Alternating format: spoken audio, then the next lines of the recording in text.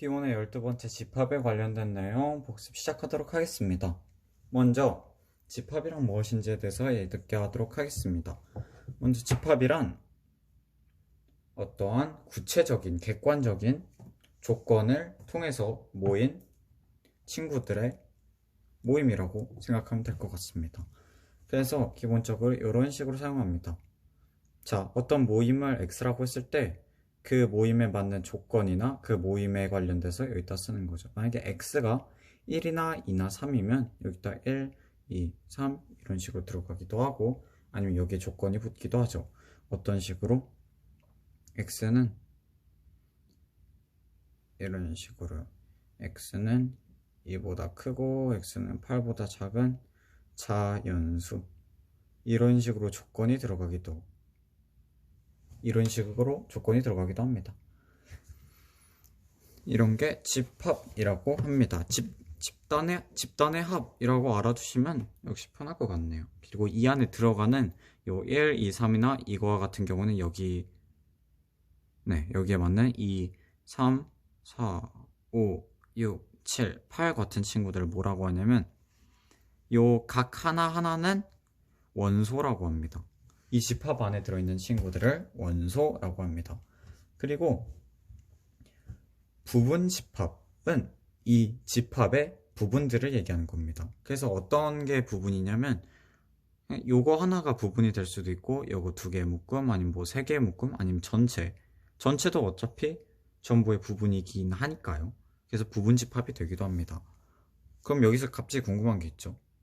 봐봐요. 요거 하나하나도 집합이 될 수 있다 그러는데 원소랑 다른 점이 뭘까입니다. 그것은 뭐냐면, 자, 요거를 조금 더 하면 원래는 요런 식이겠죠. 이런 것들을 모입니다. 그쵸? 그때 원소를 쓰라고 하면 이런 식으로 써요.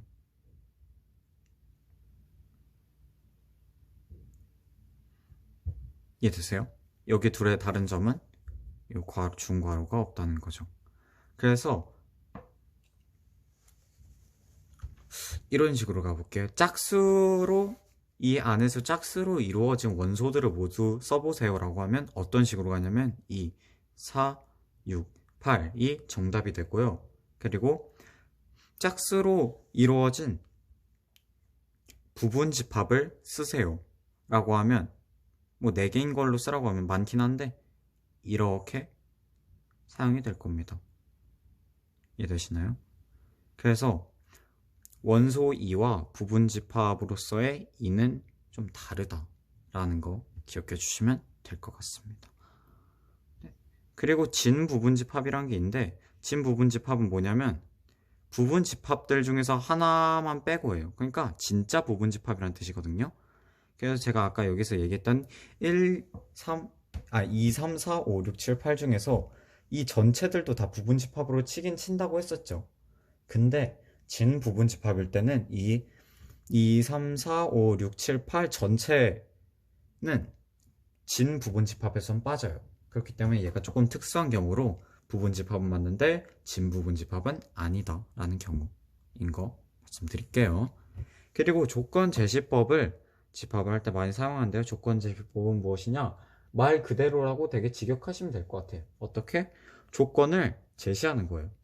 어떤 식이냐면 제가 여기 앞에서 얘기했듯이 X가 뭔지 모르겠어요. 그 집합 X가. 그래서 그 집합 X에 관련한 조건을 이렇게 써놓죠. X는 2와 같거나 2보다 크고 8보다 같거나 작은 자연수들의 모임이다 라는 조건을 제시해주면, 그럼 그에 따른 이런 집합들이구나 라는 것을 알 수 있는 게 바로 이 조건 제시법이죠. 이해되셨나요? 그럼 다음으로 넘어갈게요. 그럼 이제 부분 집합들의 개수를 경우의 수를 이용해서 계산하는 걸 한번 해볼 거예요. 경우의 수 하면 생각나는 게 뭐 있으시죠? 동시에, 맞죠? 그래서 동시에 같은 걸 저희는 사용을 하지 않을 거예요. 말 자체가 너무 좀 그래요. 왜냐하면, 자, 이건 매일 드는 예시인데 주사위 100개를 한 번에 던지는 가지수와 따로따로 100개를 하나하나 던지는 가짓수는 같잖아요. 그렇기 때문에 저희는 어떻게 할 거냐? 두 가지 법칙을 사용할 겁니다. 어떤 법칙이냐면 합법칙 그리고 곱의 법칙을 사용할 거예요. 어떤 개념을 사용했느냐? 완료의 개념을 사용해서. 완료의 개념이 무엇이냐? 합은 완료된 친구들끼리는 합을 할 거고요. 그 다음에 곱은 완료가 되지 않은 친구들끼리는 곱을 할 거예요. 됐나요? 이미 결정된 일들은 걔끼리는 더할 거고, 그 다음에 이제 결정되지 않은 친구들은 곱을 하겠다는 거예요. 자, 그러면 예를 하나 들어볼게요. 자, 옷 가짓수로 한번 해볼게요. 옷. 자, 옷을 보면 상의가 있고 하의가 있지 않습니까? 그쵸? 다른 색깔로도 하나 해볼게요. 네, 이렇게 두 종류의 상의, 하의가 있습니다. 자, 여기서 제가 옷을 입을 수 있는 가짓수는 몇 개일까요? 라고 했어요. 여기 하나 더 추가해 볼게요. 그럼 가짓수는 어떻게 구할까요? 원초적으로 하자면 얘네 둘 하나, 이렇게 둘이, 이렇게 세 개, 네 개, 다섯 개, 여섯 개입니다. 라는 걸 할 수 있죠. 그쵸? 그런데 이런 식으로 하나하나 세는 것은 나중에 수가 커지면 당연히 안 된다는 거. 그렇기 때문에 합과 곱의 법칙을 이용할 거예요. 자, 제가 세트로 입을 수 있는 확률이라고 물어봤던 것은 이 중에 하나를 택하고 이 셋 중에 하나를 택해야 되는 거죠. 왜냐면 이 중에 하나만 입고 나갈 수 없고 이 밑에 하의 중에 하나만 입고 나갈 수는 없는 것이니까요. 그렇죠? 그렇기 때문에 이 둘 중에 하나를 택해야겠죠. 택하는 경우 두 개죠.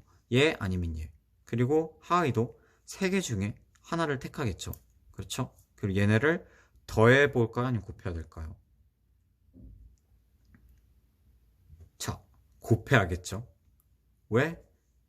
더하기로 하면 어떤 일이 발생하냐면 어떻게 가짓수를 잰 거냐면 얘를 잊고 밖에 나갈 확률, 얘를 잊고 밖에 나갈 확률, 얘를 잊고 밖에 나갈 확률, 얘만 잊고 나갈 확률, 얘만 잊고 밖에 나갈 확률이 되는 거예요. 하지만 제가 아까 얘기했던 세트, 꼭 세트로 입고 나가야 된다고 해서 이렇게 됐을 때 어떻게 되냐면 여기 하나와 얘 하나, 얘 하나, 얘 하나, 얘 하나, 얘 하나 이렇게 해서 6개가 된다는 거예요. 이런 식으로 합과 곱은 개념을 사용해야 된다는 거 하고, 요거를 이제 부분집합의 개수를 세는 데에도 한번 활용을 해보도록 할게요. 자, 집합 1, 2, 3이 있습니다. 여기에 부분집합은 몇 개일까요? 라고 했어요. 여기를 구하는 거는 경우의 수를 내가 전에 했었나? 안 했었구나. 그럼 바로 들어갈게요. 자, 부분집합이 몇 개인지 한번 세볼게요. 먼저. 자, 공집합 1, 2, 3. 이건 빼고 할게요. 죄송해요. 너무 해서 1, 공집합 1, 2, 3. 그 다음에 1, 2, 1, 3, 2, 3, 1, 2, 3. 이렇게 8개죠. 이거를 구하는 건 뭐냐?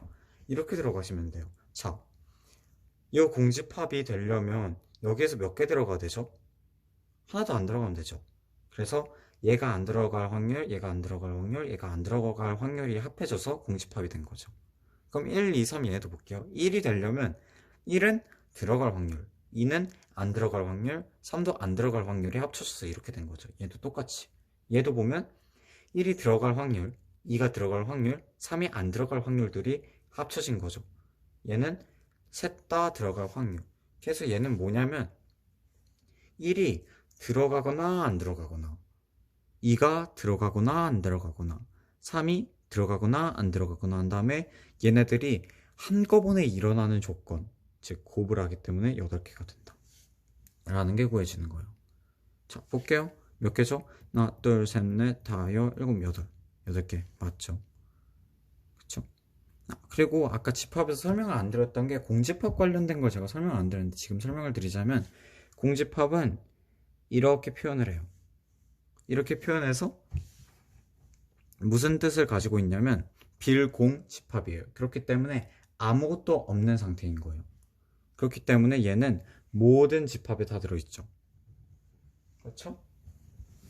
그래서 이런 공집합 아까 설명 못 드려서 죄송합니다. 그러면 이런 식으로 부분집합을 하나 구해볼게요. 어떤 부분집합을 구해보냐면 1이 포함되지 않는 부분집합은 몇 개일까요? 라고 했을 때는 어떻게 구해야 될까요? 라고 했을 때 여기 안에서 한번 해볼게요. 저희가 자 먼저 1이 안 들어갈 확률이라고 했죠. 그러면 원래는 저희가 여기가 1이 들어가거나 안 들어가거나 둘 중 하나였죠. 근데 1이 안 들어간대요. 그러면 경우는 하나죠. 그렇죠? 동시에로 된 거제 곱하기 미리 써놓고 2는 또 들어가거나 안 들어가거나 두 가지. 3도 들어가거나 안 들어가거나 두 가지. 결국 몇 개? 4개. 맞는지 볼게요. 1 들어간 거 얘 제외하면 하나, 둘, 셋, 넷. 4개. 정확하죠? 이렇게 경우의 수를 이용해서 부분집합 구하는 거 하면 될 것 같습니다. 마지막으로 자 여기서 요 부분을 구하는 거거든요. 요 부분하고 요 부분을 구하는데 요 식을 이용해서 하나, 둘, 셋, 4개씩 한번 만들어 보도록 하겠습니다. 먼저 여기랑 여기는 어떻게 하냐면 A 부분 그리고 B의 진 부분만 가지고 있으면 되겠죠. 어떻게? 그러니까 A에서 B를 뺀 부분이 얘죠. 그쵸? 그리고 B에서 A를 뺀 부분이 여기죠. 그리고 얘네들의 합집합이죠. 그쵸? 교집합인 교집합은 공집합이 되니까. 그렇죠? 그래서 요거 하나, 그리고 다른 거는 어떤 게 있냐면, 자, 얘네 전체에서 요것만 빼면 되잖아요. 어떻게 얘네 전체는 A와 B의 합집합에서 뺄 거예요. 뭘 뺄 거냐? 여기 교집합을 이렇게요. 자, 2개 만들어졌습니다. 3개, 4개는 한번 요걸 사용해 볼까요? 자, 보자. 그럼 요거 먼저 가볼게요. 요게 조금 더 쉬우니까. A-B가 요거래요. 얘가 A, 얘가 B라고 쳤을 때는 그러면 A와 B의 합집합이랑 교집합한데 뭐랑 A, B의 여집합이랑 맞죠? 얘도 가볼게요. 얘는 합집합인데요? 아니죠. 얘랑 얘랑 따로 할 수 있죠. 그쵸? 얘 먼저 가볼게요. 그러면 3번은 어떻게 되느냐? A와 B의 집합의 교집합이 이렇게 되고 뭐랑 B와 A의 집합의 요거랑 이렇게 4개씩 탄생하게 된다는 거. 이렇게 해서 집합에 관련된 설명 마치도록 하겠습니다.